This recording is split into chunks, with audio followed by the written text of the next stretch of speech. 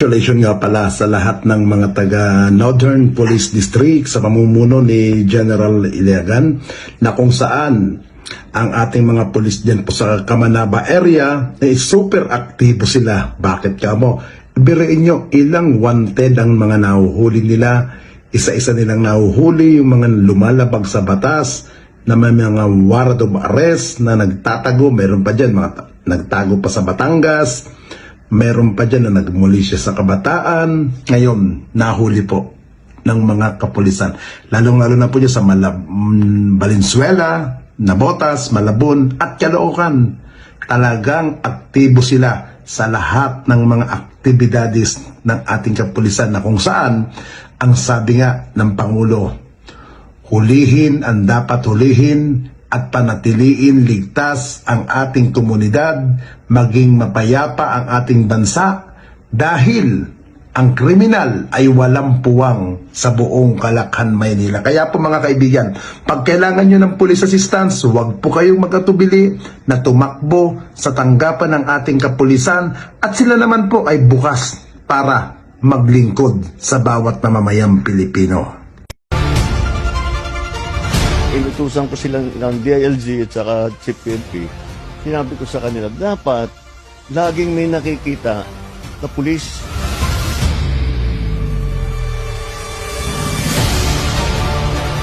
Kailangan ang pakaramdam ng tao, laging may pulis dito.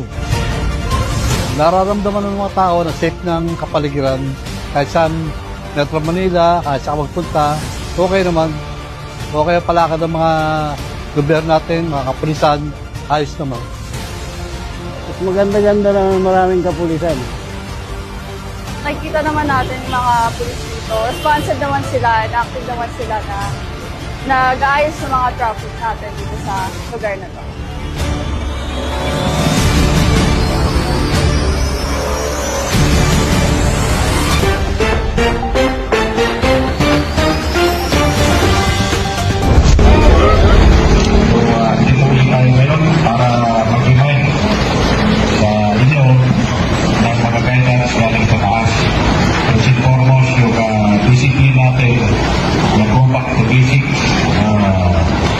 Galing yan reminder from our Chief PNP. And yung 5 RPs guidance na galing sa ating regional director, yung Sir Adeline. First and foremost din, yung let us go back to basics. So, kaya nandyan yung mga admin duties, patrol duties. So, kailangan na kayo sa labas. Kaya yung iba, wala dito, di ba? Dahil nasa admin, patrol duty. So, let us not involve ourselves in illegal activities. Alam nyo na yun, sa sarili nyo, ang reflection nyo lang kung tama ba yung ginagawa nyo. Yung number 3, do what is right at all times. At kung illegal ba yung ginagawa nyo, number 4. Do not involve ourselves in illegal activities. So, despite that, reminder, kailangan meron tayong divine protection and guidance. Hindi tayo. Yun yung issues. Number 5. Okay. Ito, ang focus natin mo, ito is para makita yung mga shopping at ipabot yung mga guidance.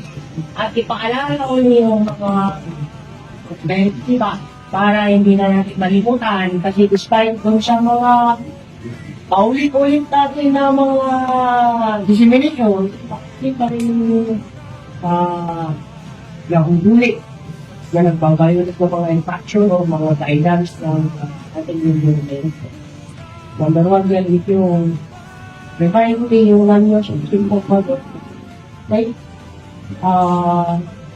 Ulitin natin ang main objective or purpose niya kung bakit pinapahulit tayo gamit ang cellphone wire na sa duty tayo, paano tayo maging vigilant sa labas?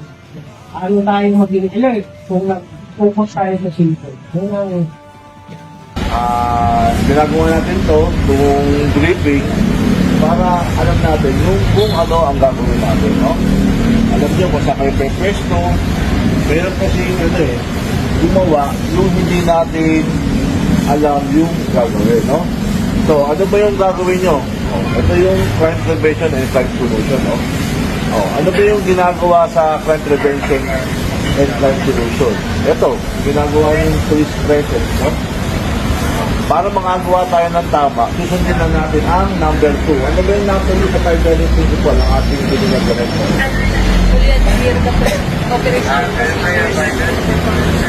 Yun. Sumunod tayo sa POP. Pagka nakapatrol, di patrol tayo, ano ba yung ginagawa na sa POP na tama ang gagawin? Siyempre, unang-una, nasa tamang bihis tayo, no? Yan, nasa LOA tamang bihis tayo. Kung nasa tamang bihis tayo, nararapat lang na galangin tayo. Kaya naman yung ang pangat-pangat ng itsura natin, di ba? Yun ang unang-una. Dapat nasa LOA tamang bihis tayo. Ngayong umaga, bago tayo mag-start ng panibagong duty, ay gusto namin iba pa sa inyo kung ano yung mga guidelines and instructions na galing sa taas. Una ay kailangan natin memorize yung 5-point principle ni Ali. Ano yung 5-point principle ni Ali? Number 1. Number 1. Number 2.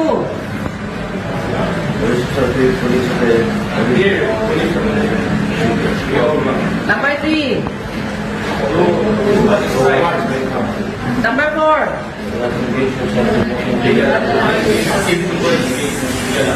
And number 5.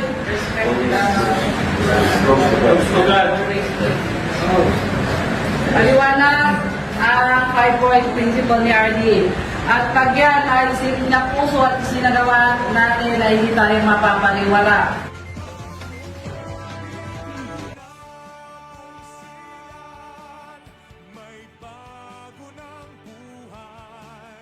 Bagong bansa, bagong galaw, sa bagong lipunan. Nagbabago ang lahat, tungo sa pag-unlad. At ating itanghal, bagong lipunan.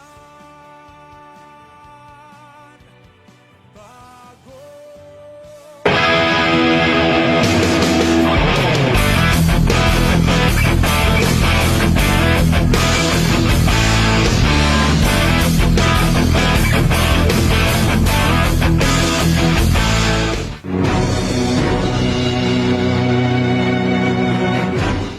Top 5 Most Wanted sa Valenzuela na aresto sa Batangas. Ikadalawa ng Hunyo, taong pang kasalukuyan, isang 67 anyos na lalaki na kabilang sa Top 5 Most Wanted sa Valenzuela City ang naaresto sa isinagawang operasyon ng pinagsanib na puwersa ng Warranted Sabina Section at Station Intelligence Section ng Valenzuela City Police Station. Ang suspect na walang trabaho at residente ng San Pascual, Batangas ay dinakip sa bisa ng isang warrant of arrest para sa kasong incestuous rape na may kaugnayan sa Republic Act 7610 o ang Special Protection of Children Against Abuse, Exploitation, and Discrimination Act. Walang piyansa ang inirekomenda ng korte para sa pansamantalang kalayaan ng akusado. Sa isang pahayag, sinabi ni Police Colonel Relly B. Arnedo, officer in charge ng Valenzuela City Police Station, patuloy ang kanilang maiging na kampanya laban sa mga kriminal na patuloy na nagtatago sa batas. Hinihikayat namin ng publiko na makipagtulungan sa mga otoridad sa pamamagitan ng pagbibigay ng impormasyon upang matiyak ang mabilis na paghuli sa mga wanted na individual. Ang matagumpay na pagkakaaresto ay patunay ng mas pinaigting na operasyon ng pulisya laban sa mga kriminal saan mang bahagi ng bansa sila magtago. Ito po ang inyong Valenzuela City Police Station na laging nagpapaalala na sa bagong Philippines, ang gusto ng polis, ligtas ka.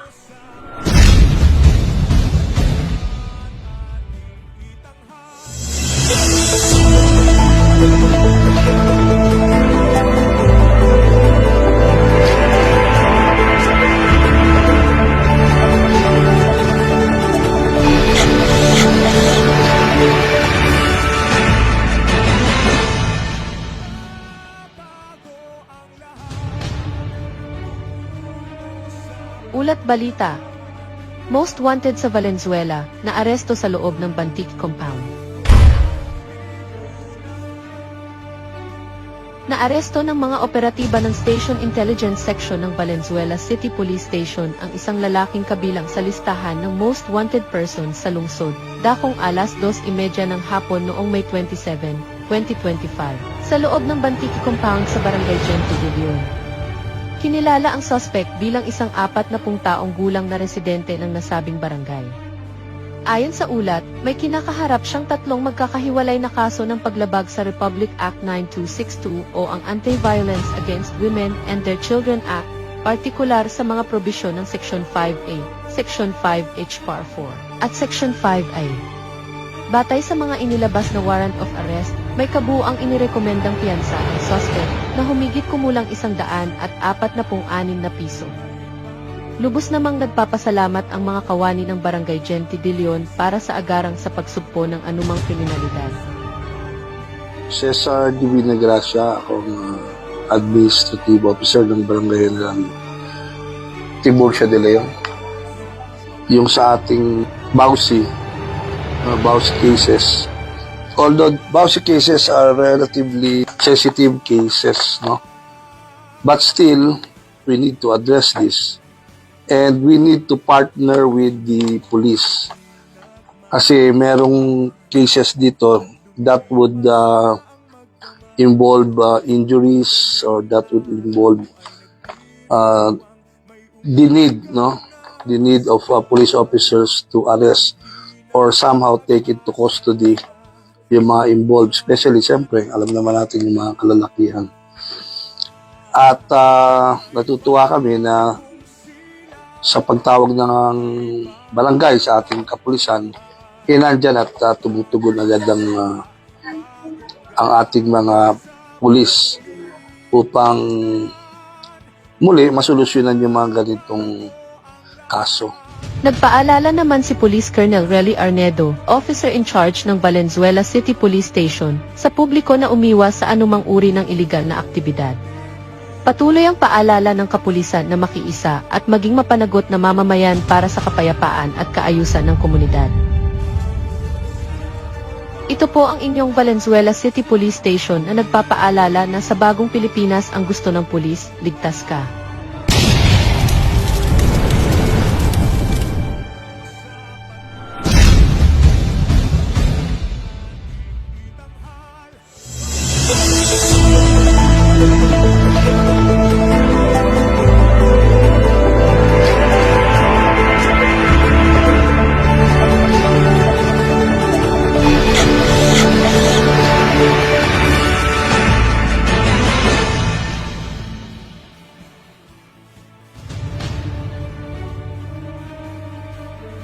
Batang babae na may autism, hinalay sa Valenzuela, suspect, arestado. Isang karumal-dumal na kaso ng pang-aabuso ang naiulat sa Barangay Punturin noong gabi ng June 1, 2025, kung saan isang batang babae na may autism spectrum disorder ang umano ihinalay ng isang 49 anyos na lalaki. Ayon sa inisyal na investigasyon ng mga otoridad, naganap ang insidente sa mismong tahanan ng suspect. Kwento ng bata, habang siya ay naglalaro sa labas ng bahay ng suspect, inimbitahan umano siya nito sa loob at doon naganap ang krimen. Agad na humingi ng tulong ang mga lolo't lola ng bata sa Barangay Punturin at sa Police Substation 7. Sa mabilis na pagresponde ng mga otoridad, agad na naaresto ang suspect. Nahaharap ngayon ang suspect sa kasong paglabag sa Republic Act 8353, partikular sa ilalim ng statutory rape, dahil sa edad ng biktima at sa kanyang kalagayang may espesyal na pangangailangan. Patuloy ang investigasyon habang sumasailalim naman sa counseling at proteksyon ang biktima sa tulong ng mga social worker. Lubos namang nagpapasalamat ang kaanak ng biktima sa agarang pagresponde ng ating kapulisan at barangay upang mahuli agad ang may sala. Nagpapasalamat po ako sa mabilisang aksyon ng kapulisan, particular na po itong Valenzuela City. Lalo na po dun sa nangyaring insidente po sa amin, yung case na kinakaharap po ng aking pamilya, na hindi siya ganun kagaling pagdaanan. Sobrang bigat sa dibdib na itong nangyari sa amin. Pero dahil sa tulong ng kapulisan, nakakatuwa na nagkaroon ng hustisya yung nangyari sa pamilya namin. At nagpapasalamat ako sa buong kapulisan ng Valenzuela City dahil hindi nila hinayaan na magkaroon ng chance o ng pag-asa yung suspect na makalayo o pakasan yung ginawa niyang kasalanan. Hindi sila nagpakampal, ginawa nila yung responsibilidad nila na pangalagaan yung kapahanan, hindi lamang ng mga nakatira dito sa Valenzuela City, kundi na rin sa mga iba pang karating na lugar. Kasi kung yung suspect na yun nakatakas o nakapagpangalayo-layo, possible na mas marami pa siyang mabiktima. Pero dahil nga sa mabilisang responde ng ating kapulisan ng Valenzuela City, naagapan yung posibleng pagkalat pa ng krimen. At sana mapag-ibay pa at mapalakas yung pwersa ng ating kapulisan sa tulong ng pagsuporta, pagbibigay ng iba't ibang equipment or benefits sa kanila nang sa ganun, mapalakas nila yung pwersa nila at mas marami pa silang matulungan, hindi lamang dito sa ating barangay, sa ating city, kundi sa mga katabi pa nating mga lugar. Ayun na. Maraming salamat. Nagpaalala naman si Police Colonel Relly Arnedo, officer in charge ng Valenzuela City Police Station, sa publiko na umiwas sa anumang uri ng iligal na aktibidad. Patuloy ang paalala ng kapulisan na makiisa at maging mapanagot na mamamayan para sa kapayapaan at kaayusan ng komunidad. Ito po ang inyong Valenzuela City Police Station na nagpapaalala na sa bagong Pilipinas ang gusto ng pulis, ligtas ka.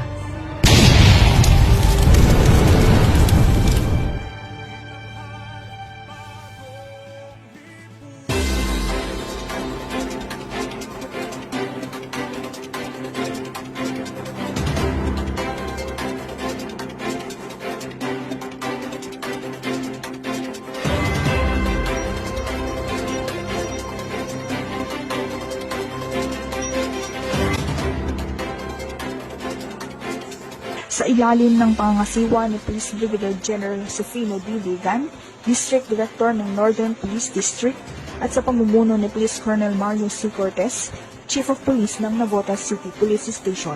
Naaresto ng mga operatiba ng Navotas City Police Station ang isang lalaki na kabilang sa top 10 most wanted persons sa station level.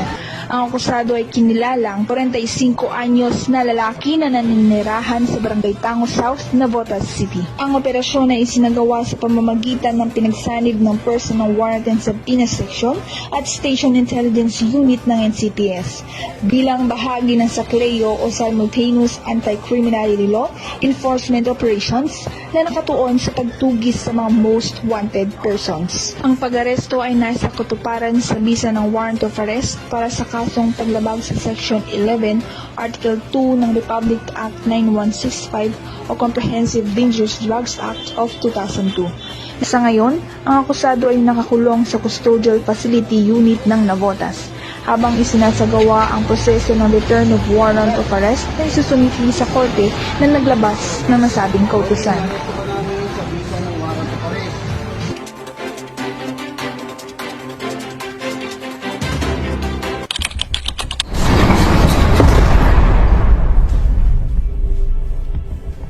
Opo si Delia Hiniblaso, Bausi Focal Person ng Barangay Potrero sa pamumuno po ni Kapitana Cheryl Nolasco.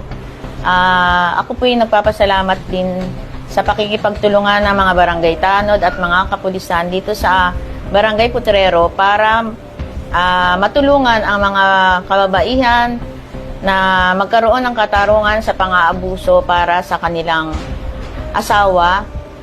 Huwag po kayong mag-atubiling lumapit sa kapulisan din at dahil po sila po ang katuwang po natin sa ganyang mga karahasan. Maraming salamat po sa mga kapulisan at sa ating dito sa buong Malabon sa pakikipagtulungan niya po sa amin para maresolba ang pang-aabuso para sa kababaihan. Thank you po. Agad na naaresto ng Northern Police District ang dalawang suspect na sangkot sa tangkang panloloob at frustrated homicide laban sa isang 36 anyos na negosyanteng Indian National sa Barangay Tugatog, Malabon City. Batay sa kuha ng CCTV, sinundan ng mga suspect ang biktima habang pauwi ito sakay ng motorsiklo. Pagdating sa kanyang tahanan, agad na tinangkang looban ng mga suspect ang biktima. Ngunit nanlaban ito dahilan upang tumakas ang mga suspect. Sa gitna ng komosyon, tinamaan ng bala sa braso ang biktima. Agad na nagsagawa ng manhunt operation at naaresto ang mga suspect makalipas lamang ng ilang oras matapos ang krimen. Ang mga suspect ay kinilalang isang 25 anyos at 32 anyos na lalaki, kapwa residente ng Barangay Maysilo, Malabon City. Positibo silang kinilala ng isang 55 anyos na e-trike driver na hindi sinasadyang nagsakay sa kanila matapos ang krimen. Ibababa umano ang mga suspect sa Barangay Maysilo kung saan sila nadakip. Batay sa verifikasyon, kapwa may criminal record ang mga suspect. Ang unang suspect ay dati ng sangkot sa tangkang pagnanakaw, pananakit, pananakot at iligal na sugal. Ang ikalawa namang suspect ay may kaso rin ng iligal na sugal at pagnanakaw. Sinampahan na ng kasong attempted robbery at frustrated homicide ang mga suspect, alinsunod sa Section 9 ng Republic Act 11235 o Motorcycle Crime Prevention Act. Ang tagumpay na ito ay bunga ng pinaigting na presensya ng kapulisan sa mga lansangan at barangay sa buong Metro Manila. Dahil sa ating Intensified Police Visibility Program, mas mabilis na nakakaresponde ang ating kapulisan sa anumang insidente ng krimen. Ito ang isa sa mga dahilan kung bakit mabilis na naresolba ang insidenteng ito. Muling tinitiyak ng Northern Police District sa pamumuno ni Police Brigadier General Josefino D. Ligan ang kanilang dedikasyon sa pagpapanatili ng kaayusan at pagbibigay ng mabilis na hustisya sa mga biktima ng krimen. Patunay dito ang agarang pagkakakilanlan at pagkakaaresto ng mga suspect sa pamamagitan ng masinsinang koordinasyon ng pulisya at ng komunidad.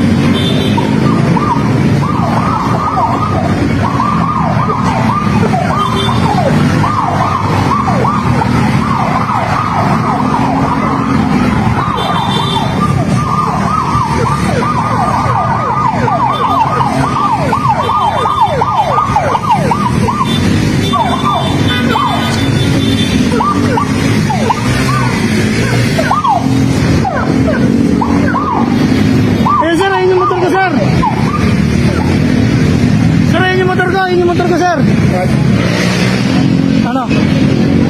Ha? Ano ba nga? Ayun yung nagnakaw, sir. Ayun yung nakita ko. May motor? Opo, yan po.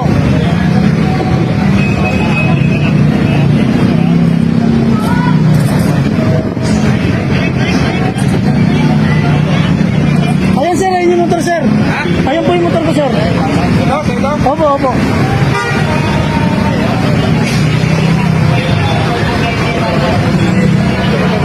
Opo, sir, motor ko, sir.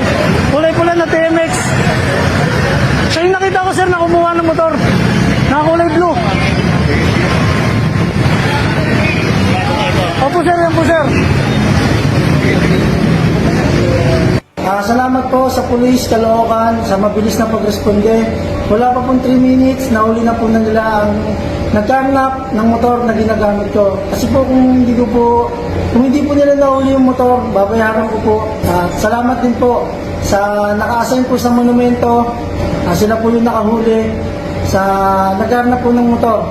At sila din po yung nagpunta mismo sa tindahan, sa Jagan po. Sino ba may-ari ng motor? Yung may-ari po ng company. Sa company? Sabihin, babayaran mo yun? Babayaran ko po yun, sir, pag hindi po nakuha yung motor kasi sa akin po yung issue eh. Kumbaga, yung motor na po yun, pinapahiram na po sa amin. Pinapagamit po sa amin pag working hours. So, Pag nawala, sagutin ko po, sir. Shoulder ko po yun. paano nangyayari? Dumaan yung police dun sa... Nakita ko pong nakarnap yung motor. Nakilala ko naman po yung nagkarnap. Natandaan ko po yung damit. Within mga wala pa po mga isang minuto, may dumaan pong pulis. At nakiusap po agad ako sa kanila na kung pwede habulin po yung nagkarnap po ng motor. At yun nga po, mabilis po yung action nila. Agad naman po nahuli yung nagkarnap ng motor. Salamat po. Sumakay ka din dun sa motor? Opo, sir. Sumakay po ako sa naka-NMAX. Teka, yun yung video. May video ka May na? video po ako, sir, na patunay po na mabilis po yung responde nila, sir. Na nakasakay ka dun sa Opo, motor? nakasakay po ako. Habang inaabol, nagbibideo ka din? Opo, sir, nag-video po ako. Patunay po yun na mabilis po sila, sir. Talagang, nung pagkasabi ko po na nakarnap po yung motor, yun, naradyo po agad nila. Pagkaradyo po nila, sakto po, nag-checkpoint po sila sa monumento. Ayun, doon ko po sila inabutan. Doon ko po inabutan yung motor na in-issue po sa akin. Ibig sabihin, mula pagka nakaw ng motor mo, hanggang nahuli, yung mga gano'ng kahaba, gano'ng katagal? Kasi magmula po sa pit hanggang monumento, mabilis lang po. Wala pa po mga 2 minutes. Talagang mabilis yung responde nila eh. Nahuli ka agad? Opo. Kaya thank you po, sir. Saludo po. Okay. Kahit pa paano nabawasan po yung taba ko. Kasi medyo malaki-laking halaga pag nawala po yung motor. Thank you po, thank you. Thank you, sir. Siguraduhin lang kung sinabi ng motor ay hindi maiwan habang ito ay nakaapangalan. Pangalawa, siguraduhin na alam ng iyong motorsiklo bago iwan. Pangatlo, iportan ng motorsiklo sa maayos na lugar kaya rin ang safe park at ligtas sa autorizadong parking area. Pang-apat, maglagay ng alarm sa iyong motorsiklo upang makatawag ng pansin kung sakaling may bumalaw man ito. Pang-lima, maglagay ng global position system GPS. Ibang upang mag-search ang nasa ng iyong sasakyanan. Pang-anim, huwag iwanan ang original.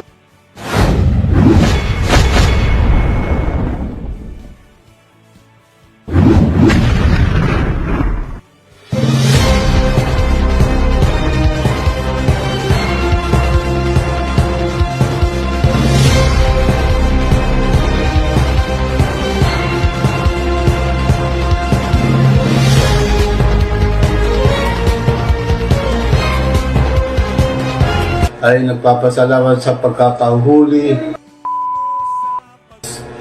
sa kasong 9165 at sa tatupang ibang nasangkot sa 1602. Papasalamat sa aming Station 10 sa pamumuno ng ni Kapitan Romel Caburog ay nagpapasalamat po kami.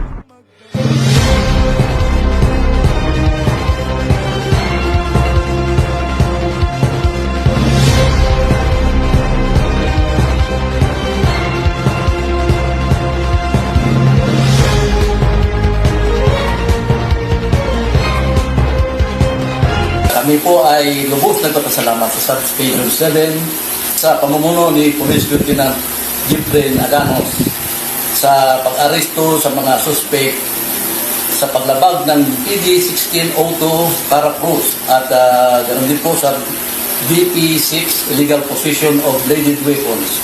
Malaking tulong po ito sa papanatili ng kayusan at kapayapaan ng aming barangay.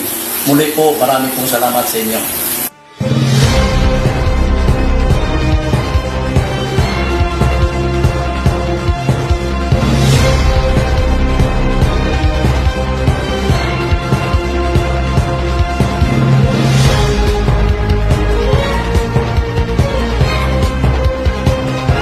Kami po ay lubos na nagpapasalamat sa Substation 7 CCPS na pag-aresto sa mga suspect sa paglabag ng PD 1602 Paracruz at BP6 illegal possession of bladed weapon.